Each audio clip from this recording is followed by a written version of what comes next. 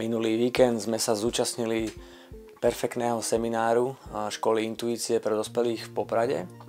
Bolo to veľmi prínosný víkend. Stále som cítil, že som bol intuitívny, ale vďaka tomuto víkendu som si zase niektoré veci upevnil vďaka cvičeniam a meditáciám.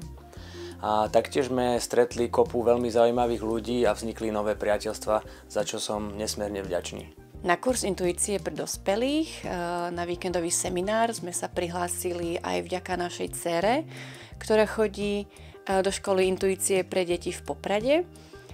A hlavne aj kvôli tomu, aby sme porozumeli intuícii ako takej, či ju v sebe máme a aby sme vedeli si zahrať intuitívne hry ako rodičia a deti medzi sebou doma v našom pohodlí. Tento kurz bol veľmi dobre vyskladaný od teoretickej časti po meditácie, intuitívne hry až po praktickú časť.